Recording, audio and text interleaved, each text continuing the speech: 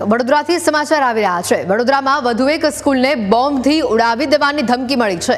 હરણી વિસ્તારની સિગ્નસ સ્કૂલને આરડીએક્સથી ઉડાવી દેવાની ધમકી આપવામાં આવી છે। ઈમેલ ઉપર આ ધમકી મળતા પોલીસ તંત્ર અત્યારે દોડતું થયું છે।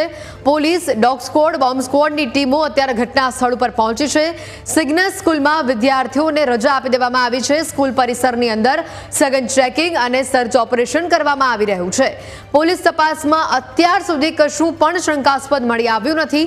15 દિવસમાં વડોદરાની 3 અલગ અલગ શાળાઓને આ પ્રકારની ધમકીઓ મળી ચૂકી છે, જેના કારણે સુરક્ષા એજન્સીઓ પણ સતર્ક બની છે।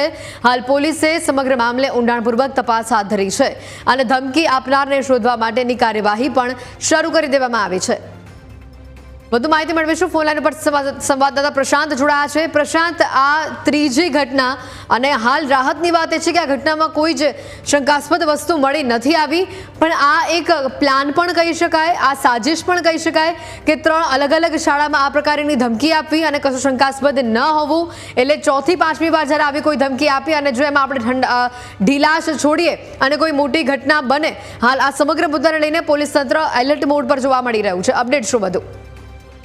હેતુ બિલકુલથી વડોદરા શહેરમાં છેલ્લા 15 દિવસની અંદર 3 સ્કૂલોને બોમ્બથી ઉડાવી દેવાની ધમકી ઈમેલ મારફતે મળવાઈ છે, જેને લઈને પોલીસ તંત્ર બી હવે ચોકન્નું થઈ ગયું છે। આજે વહેલી સવારે હરણી રોડ ઉપર આવેલી સિગ્નેસ સ્કૂલ જે છે તે સ્કૂલના પ્રિન્સિપાલને મેલ આવ્યો હતો અને મેલમાં ધમકીભર્યો મેલ હતો, જેની અંદર સ્કૂલને બોમ્બથી ઉડાવી દેવાની ધમકી આપવામાં આવી હતી।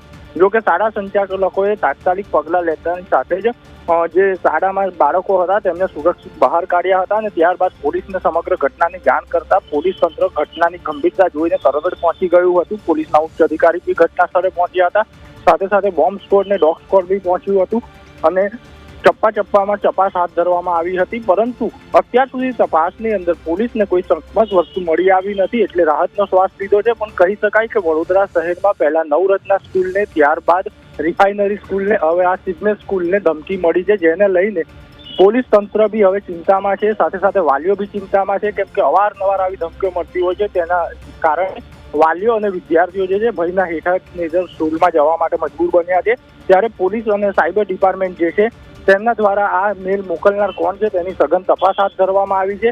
જો કે 3 મહિના અગાઉ પણ નવરત્ના સ્કૂલો જે છે સમા વિસ્તારમાં આવી છે, વાયલી વિસ્તારમાં આવી છે, તેને બી 3 મહિના પહેલા આવી રીતના જ બોમ્બથી ઉડાવી દેવાની ધમકી આપવામાં આવી હતી અને જેને લઈને ખળભળાટ મચી ગયો હતો। જો કે 3 મહિના પહેલા થયેલી ઘટનાની તપાસમાં હજુ બી સામે આવ્યું નથી કે આ મેલ કોના તરફથી મોકલવામાં આવ્યો હતો, ત્યારે 15 દિવસની અંદર બીજા 3 મેલ આવી રીતના મળ્યા છે।